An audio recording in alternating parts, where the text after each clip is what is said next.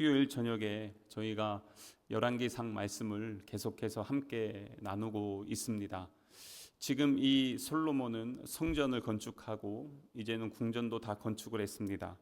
이제 모든 건축이 다 끝난 이후에 오늘 말씀이 어떻게 보면 그 성전 건축의 마지막 하이라이트라고 볼 수가 있습니다. 뭐냐면 봉헌식을 하는 것입니다. 봉헌식을 하는데 이 귀한 예식을 하면서 오늘 8장 전체를 한번 싹 간단하게 좀 훑으려고 하거든요. 근데 1절부터 해서 11절에 보면은 제일 먼저 하는 게 뭐냐면 언약궤를 성전으로 옮기는 것입니다. 언약궤는 이스라엘 백성들이 출애굽해서 광야에서 하나님께서 디자인해 주신 것을 그 시내산 앞에서 만든 것입니다. 그래서 이 언약궤 하나님의 임재가 있었고 하나님의 그리고 인도하심이 있었고 이스라엘 백성들 광야 40년 하나님의 보호하심이 있었던 것. 그래서 하나님의 임재의 상징인 언약궤가 성전에 들어가야 됩니다. 성전 건물은 있는데 거기에 하나님이 안 계시면, 하나님이 임재하지 않으면, 하나님의 보호하심이 없다면 그거는 그냥 일반 건물이지 성전은 아니거든요. 그렇기 때문에 솔로몬은 이 하나님의 성전이 온전한 성전이 되기 위해서 언약궤를 쭉 이제 이동하는 것입니다. 그래서 이걸 위해서 참 많이 준비합니다. 그러면서 여기에 가는데 이때가 언제냐면 장막절입니다. 이 장막절이 뭐냐면 이스라엘 백성들이 우리나라로 하면 요즘 그 추수감사절 있죠. 추수를 다 끝내고 나서 이제 추수하고 저장하는, 그래서 이 때가 이스라엘 백성들이 절기를 지키기 위해서 예루살렘에 쫙 모이는데 이때 하는 게 있습니다. 그게 뭐냐면 이스라엘 백성들이 광야에서 살아갔던 그 삶, 그것들을 기억하면서 장막에 진짜로 만들고 그 장막에서 일주일 동안 살면서 과거에 우리 조상들이 이렇게 출애굽해서 광야 40년 보내면서 하나님의 은혜를 경험했다 하면서 이렇게 나누는 시간들이 이 장막절이거든요. 그래서 이 장막절에는 온 백성들이 장막절을 지키기 위해서 예루살렘으로 왔단 말이죠. 거기에서 이제는 하나님 앞에 이 마지막 하이라이트 봉헌식을 하는 것입니다.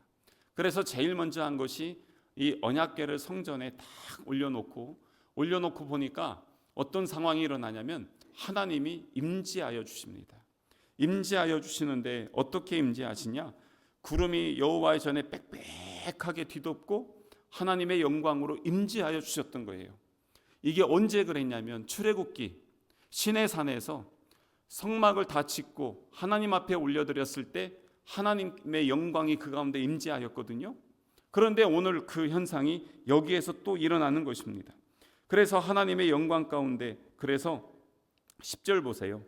10절에 보면 제사장이 성소에서 나올 때 구름이 여호와의 성전에 가득하며 제사장이 그 구름으로 말미암아 능히 서서 섬기지 못하였으니 이는 여호와의 영광이 여호와의 성전에 가득함이었더라. 얼마나 대단합니까? 하나님의 영광이 성전에 가득한 것. 그래서 우리가 항상 기도하고 또 제가 여러분들에게 말씀드리는 게 무엇이었냐면 이곳에 이제 구약에서는 하나님의 영광으로 충만했는데 여기에 무엇으로 충만해야 되겠습니까? 성령으로 충만해야 됩니다. 성령의 충만함을 받으라 하셨던 그 말씀처럼, 그래서 어떤 사람이라도 주의 성전에 딱 들어왔을 때 그 순간에 성령께서 감동하시고 성령께서 은혜로 함께 하시고 이곳에 성령이 역사하는 곳이구나, 그러면서 그들이 마음이 열리고 하나님 앞에 온전히 예배할 수 있도록 이곳에 주의 성령으로 충만해야 되는 것입니다. 왜냐하면 초대교회를 보세요. 초대교회는 성령이 임재하심으로 말미암아 탄생됐습니다. 초대교회는 성령의 충만한 공동체였고 성령의 임재와 함께 성령의 인도하심에 순종하였고 성령의 권능으로 말미암아 기적과 이적이 나타났던 공동체였습니다. 그렇기 때문에 교회는요, 하나님의 영광, 하나님의 성령으로 늘 충만해야 되는 것입니다. 그래서 이 하나님의 영광 가운데 제사장들이 자기 일들을 제대로 못했다는 건 뭐냐면 자기 힘으로 하는 게 아니에요. 하나님의 은혜로 하는 것입니다. 이렇게 하면서 하나님의 그 영광의 쭉 임재가 있었고, 그 다음에 12절부터 해서 21절까지는 뭐냐면 솔로몬이 거기 모인 이스라엘 백성들에게 연설을 하는 것입니다. 연설을 하고, 그리고 나서 가장 많은 부분, 오늘 우리가 읽었던 22절부터 해서 그 뒤에 53절까지 뭐 하냐면 기도하는 겁니다. 하나님 앞에 기도합니다. 그리고 나서 또 뭐 하냐면 이스라엘 백성들 축복합니다. 54절부터 뒤에까지요. 그리고 나서 62절부터 66절까지 봉헌식을 하는 것입니다. 봉헌식 한번 하는데 얼마나 대단하고 화려하게 하는지 몰라요. 근데 이 봉헌식 하는 과정 보세요. 제일 먼저 한 게 무엇입니까? 하나님의 임재를 구한 것이었습니다. 그렇게 하기 위해서 여기에서 우선 이 솔로몬이 먼저 한 게 뭐냐면 그 예배입니다. 5절 말씀 보시겠어요?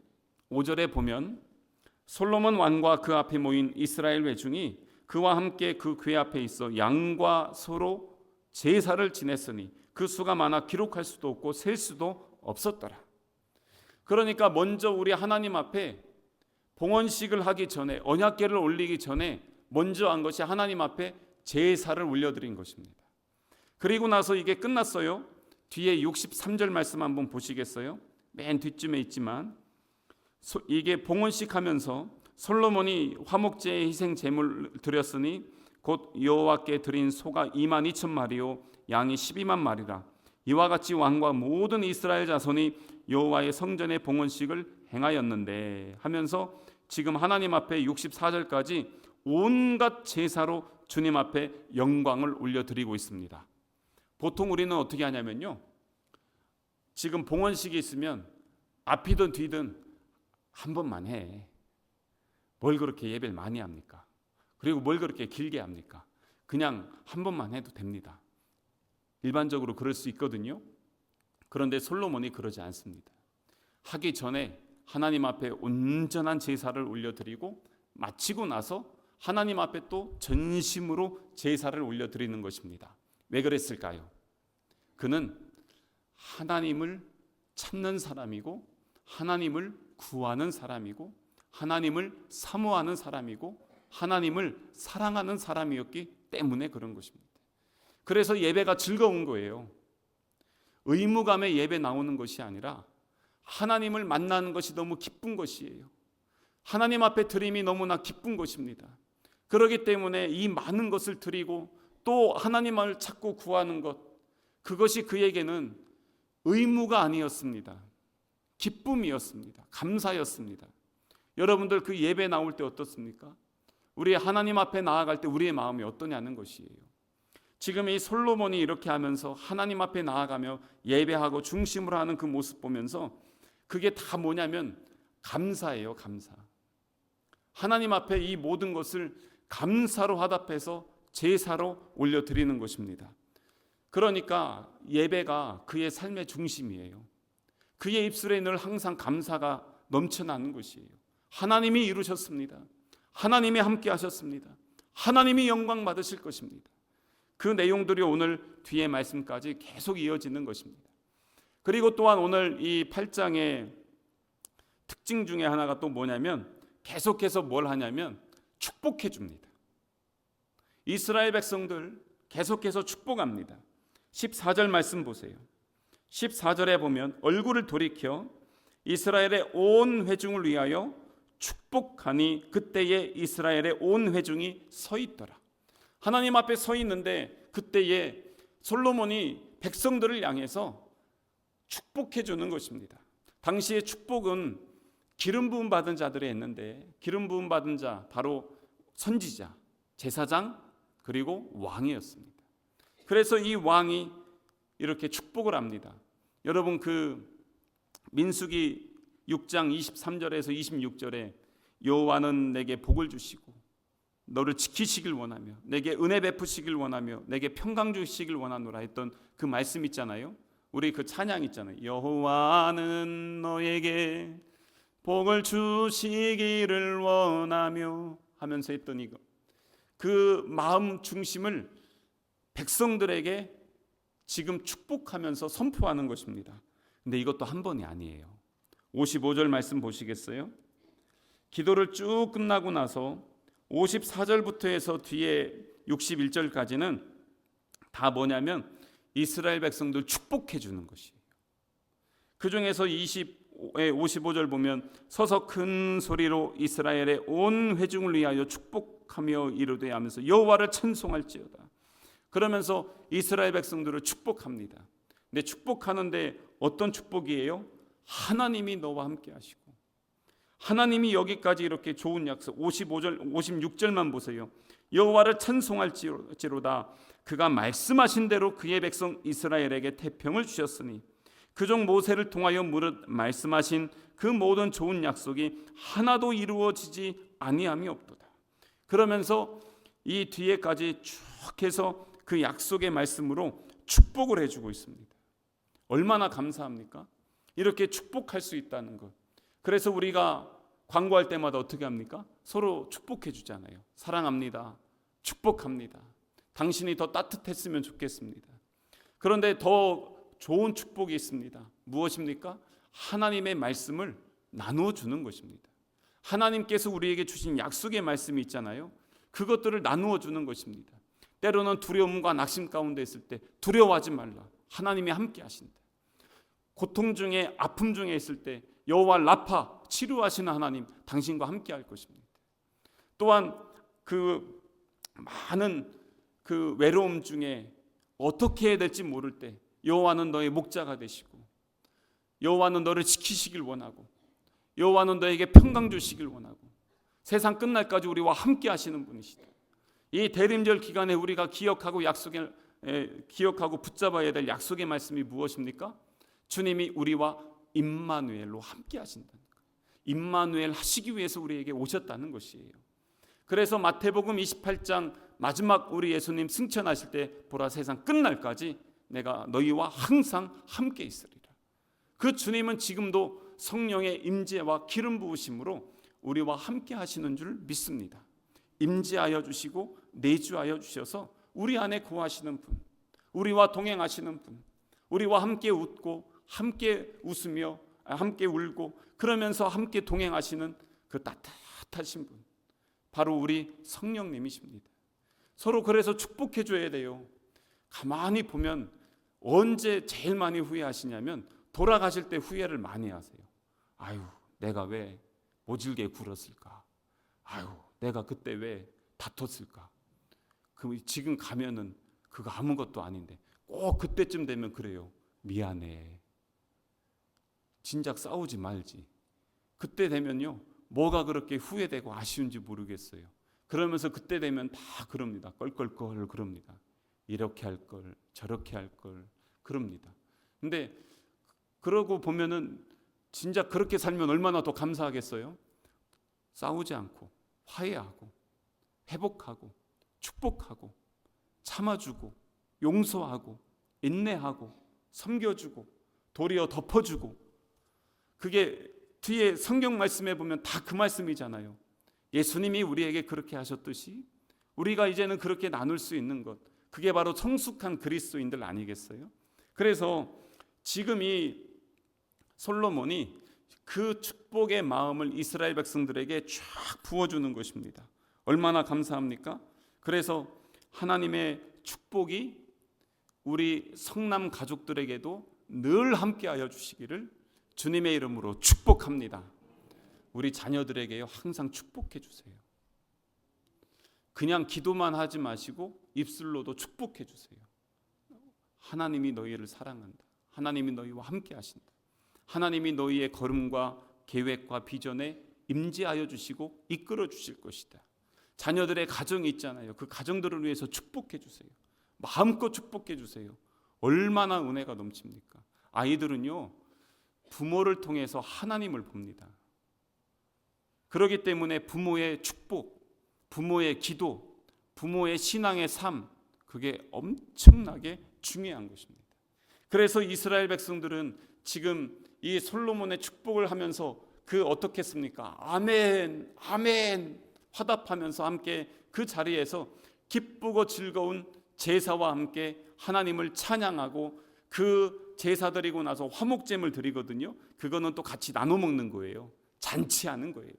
온 나라가 잔치하며 하나님께 영광을 올려 드리는 것입니다. 그게 진짜 교회 아니겠어요? 그렇게 하면서 여기 또 반복해서 나오는 게 뭐냐면 하나님의 이름을 계속 높입니다. 이건 뭐 셀 수도 없습니다. 근데 한번 좀 보면 15절 한번 보시겠어요? 15절에 보면 솔로몬이 연설할 때 축복하는 첫 내용이 뭐냐? 14절 축복한다 하고 15절 보면 왕이 이르되 이스라엘의 하나님 여호와를 송축할지로다. 여호와께서 그의 입으로 내 아버지 다윗에게 말씀하신 것을 이제 그의 손으로 이루셨다. 지금 하나님을 송축하자. 23절 말씀 보세요. 손을 펴고 기도하면서 첫 번째죠. 내용이 뭐냐? 이르되 이스라엘의 하나님 여호와여 위로 하늘과 아래로 땅에 주와 같은 신이 없나이다. 주께서는 온 마음으로 주의 앞에서 행하는 종들에게 언약을 지키시고 은혜를 베푸시나이다. 그러면서 하나님을 높여드리는 것입니다. 56절 말씀 보시겠어요? 56절은 뭐냐면 축복하여 이르되 55절 하면서 바로 축복의 첫 내용이죠. 여호와를 찬송할지로다. 그가 말씀하신 대로 그의 백성 이스라엘에게 태평을 주셨으니 그 종 모세를 통하여 말씀하신 그 모든 좋은 약속이 하나도 이루어지지 아니함이 없도다. 시작하면서 다 뭡니까? 하나님을 높이는 것입니다. 교만한 사람은 이때 자기를 높입니다. 자기가 무엇인가를 했다는 것을 나타내고 싶어 합니다. 제가 그래서 가끔 그러잖아요. 저는 사진 찍을 때도 가운데 있는 거 별로 좋아하지 않습니다. 근데 저희가 이제 서산시 성시화 운동본부 조창기도회를 하면 항상 정치인들이 오십니다. 요즘은 이제 국회의원은 안 오셔요. 올해는 한 분도 안 오셨어요. 정세가 이러다 보니까 그 여러 사정에 의해서 한 분도 안 나오셨는데 예전에 꼭 나오셨어요. 그래서 시장, 국회의원, 도의원, 시의원들이 쫙 오면 이분들은 항상 뭐가 있냐면 센터 본능이 있습니다. 그래서 이 사진을 찍으면 무조건 가운데로 자연스럽게 가십니다. 어떻게든 막 비집고 갑니다. 거기에 또 센터 본능이 있는 분들은 또 가운데 그 뒤에까지 막 어떻게든 비집고 들어갑니다. 그리고 이제 나머지 이렇게 서거든요. 그래서 사진들, 행사 사진들을 쭉 보면 항상 가운데 계신 분들은 늘 거기에 계십니다. 그래서 야, 참 저것도 참 은사인가? 저 혼자 하여튼 그래요. 그런데 솔로몬이 지금 보세요. 하나님을 송축하고 하나님을 찬양하고 하나님께 영광 올려드리는 거예요. 얼마나 감사합니까? 왕이 먼저 내가 왕이니까, 내가 건축했으니까, 내가 이 나라를 다스리니까 그게 없어요. 하나님이 은혜 베풀어 주셨고 하나님께서 이 모든 과정을 허락하여 주셨고 하나님이 설계해 주셨고 우리 아버지 다윗이 준비하셨고 나는 그냥 행했을 뿐입니다. 하나님만 영광 받으십니다. 그래서 올 한 해 쫙 되돌아보잖아요. 지금 이 12월에 우리가 해야 될 게 뭐냐면 여기까지 쫙 되돌아보니까 모든 것이 주의 은혜요 감사라. 그걸로 정리되면 돼요. 여기에서 뭐 누가 이랬네 저랬네 그거 따져봤자 결국에 그거는 나중에 보면 무익해요. 잘했던 못했던 그거 다 모아서 딱 어떻게 하냐면요 하나님 앞에 올려드리면 돼요. 그리고 감사합니다. 주님 너무너무 감사합니다. 요즘 이제 제가 속해 있던 곳에 연말 모임들이 쭉 있거든요. 근데 모임들 가서도 정리하면서 그래요. 너무 수고하셨습니다. 그리고 하나님께 영광 올려드립니다. 사실 그거밖에 없어요. 우리는 단지 충성했을 뿐이고 영광은 하나님이 받으시는 거예요. 그러지 않으면 하나님의 영광, 하나님이 받으실 걸 우리가 취해봐요. 결국에 그놈은 곧 교만하게 됩니다. 하나님과 상관없이 됩니다. 열심히 충성하고 헌신해서 자기 교만에 빠지게 되면 그게 얼마나 안타까운 상황이 되겠습니까? 솔로몬이 나중에 그러잖아요. 근데 이 정권 초기에 얼마나 하나님을 높이며 겸손하게 그렇게 하는지 몰라요. 그게 너무 감사했어요. 그래서 오늘 이 뒤에 이제는 솔로몬의 기도가 있잖아요. 22절부터 해서 53절까지 기도도 보면은 금방 말씀드린 것처럼 하나님을 찬양하면서 기도해요. 예수님이 가르쳐 주신 기도를 보세요. 하늘에 계신 우리 아버지요, 아버지의 이름이 거룩히 여김을 받으시오. 예수님의 기도의 그 마지막 보세요. 나라와 권능과 영광이 누구의 것이에요? 아버지의 것입니다. 올려드리잖아요. 솔로몬의 기도가 그런 거예요. 하나님께 올려드리면서 기도를 하는데, 여러분 여기에서 기도의 특징이 하나 있어요.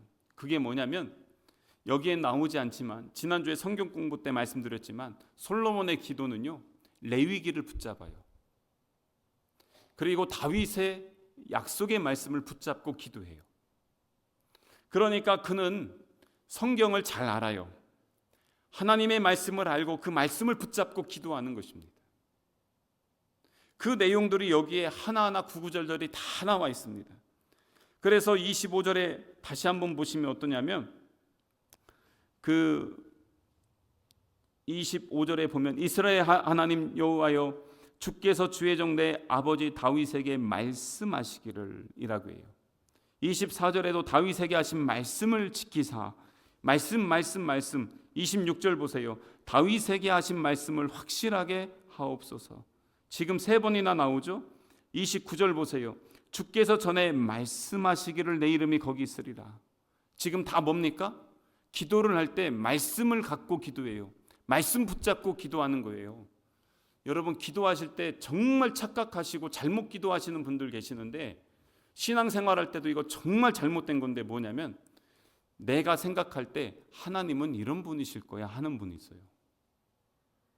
하나님은 이런 분이셔. 그래서 하나님은 나에게 이렇게 해주셔야 돼. 틀렸습니다. 우리가 생각하고 우리가 소망하는 하나님이 아닙니다. 잘못 갑니다. 때로는 그게 사입이 이단됩니다. 성경에서 말씀하시는 하나님을 붙잡아야 됩니다. 지금 이 솔로몬이 그런 것입니다. 우리 아버지 다윗을 통해서 말씀하시고, 전에 여기 보면은 그 29절에 있는 이 말씀은요, 레위기를 붙잡고 하는 말씀이에요. 하나님이 그렇게 말씀하셨죠. 나 그 말씀 붙잡고 기도합니다. 출애굽기 말씀 붙잡고도 기도합니다. 성전에서 임재하시고 함께 하신다 하셨죠. 그 말씀 붙잡고 내가 기도합니다. 그래서 그 말씀 붙잡아야 돼요. 그래서 제가 기도할 때, 저도 항상 기도 잘 되는 거 아니거든요. 기도 안 될 때 저 어떻게 하냐면요, 뒤에 말씀 쫙 펴요. 시편이나 아니면 바울서신을 펴요. 그리고 그 말씀들을 쭉 읽으면서 그 말씀 붙잡고 기도해. 하나님 여기서 이렇게 말씀하셨는데 이 말씀이 이루어 주십시오. 하나님 여기 그가 이렇게 간구하는데 이 간구가 나의 간구입니다. 그러면서 하나씩 말씀 가지고 붙잡고 그거 가지고 기도합니다. 그러면서 쭉쭉쭉 말씀도 읽기도 하지만 그 말씀이 그냥 기도가 돼요. 하나님 이렇게 하면서 했는데 이것을 이루어 주십시오. 이게 역사되어지길 원합니다. 이게 내 안에 이루어지길 원합니다. 그러면요, 기도 시간이 또 기도가 풀리기 시작하고 그러면서 또 기도가 되는 거예요. 그리고 나서 나중에 마무리 기도는요, 제가 뉴스를 봅니다. 뉴스를 보면서 하나님 지금 나라와 민족에 이런 상황들, 이런 문제들이 있습니다. 주님 이거 어떻게 합니까? 지금 이런 문제들이 있습니다. 이 나라의 주의 은혜를, 긍휼을, 평화를 허락하여 주십시오. 그러면서 이제 또 뉴스를 붙잡고 또 기도합니다. 그렇게 하면서 기도할 게 얼마나 많은지 몰라요. 게다가 요즘은요, 연말이 되면은 선교사님들이 있죠. 이제 이번 주는 안 왔는데 지난주까지만 해도 편지 오죠, 문자 오죠, 카톡 오죠. 도와달라는 데가 한두 군데가 아닙니다. 우리는 그나마 교회가 크지 않으니까 조금 오죠. 전에 제가 섬겼던 교회에서 제가 비서로 있을 땐요, 그 180개 교회나 선교단체를 섬겼는데 해마다 새롭게 오는 데가 한 300개가 넘습니다. 도와달라는 데가. 여기서 이제 또 선정해야 되는 거예요. 그것도 쉽지가 않더라고요. 도와달라는 데는요, 얼마나 많은지 몰라요. 이번에 폭설 내렸잖아요. 교회가요, 여기 지붕이 주저앉아 버렸어요. 우리만 할까요? 이만한 교회인데 교회가 그냥 지붕이 확 무너져서 이거 정리하는 데만 한 3개월 걸린다 하면서 그런 내용들이 나오더라고요. 이런 여러 가지 문제들이 있어요. 그런데 참 그렇게 하고 또 이 솔로몬의 이 기도를 보면은 무엇이냐면 46절 말씀 한번 보시겠어요? 46절에 보면요, 범죄하지 아니하는 사람이 없사오니 그들이 주께 범죄함으로 주께서 그들에게 진노하사 그들을 적국에게 넘기심에 적국이 그들을 사로잡아 원근을 막론하고 적국을 땅으로 끌어간 후에, 이게 뭐냐면 레위기 26장의 말씀을 붙잡고 기도하는 거예요. 요게 우리가 죄를 지어서 하나님께서 우리나라를 망하게 하시고 우리가 타국에 끌려갈 때, 근데 이 기도를 했는데요, 나중에 이게 진짜 그렇게 되잖아요. 바벨론에게 망하고 끌려갑니다. 그걸 지금 미리 기도하고 있습니다. 그때에 47절에 보면 그들이 사로잡혀간 땅에서 스스로 깨닫고 그 사로잡은 자의 땅에서 돌이켜 주께 간구하기를 우리가 범죄하여 반역을 행하며 악을 지었나이다 하며 자기를 사로잡아간 적국의 땅에서 온 마음과 온 뜻으로 주께 돌아와서 주께서 그들의 조상들에게 주신 땅 곧 주께서 택하신 성읍과 내가 주의 이름을 위하여 건축한 성전 있는 쪽을 향하여 주께 기도하거든. 그 포로지에서 하나님 앞에 간절히 구하거든. 49절 주는 계신 곳 하늘에서 그들의 기도와 간구를 들으시고 그들의 일을 돌아보시옵소서. 그리고 다시 돌아오게 해주십시오. 50절 말씀 뒤에 보세요. 그들을 불쌍히 여기게 하옵소서. 그러면서 기도하는 것입니다. 이게 레위기 26장에 있는 내용입니다. 근데 그것이 진짜 현실로 된 것은 나중에 열왕기 하에 나와요. 나라가 망했어요.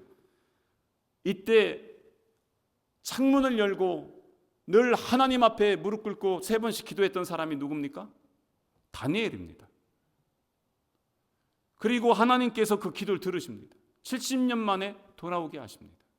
솔로몬이 미리 이 기도들을 다 합니다. 뭐냐면 죄사함이에요.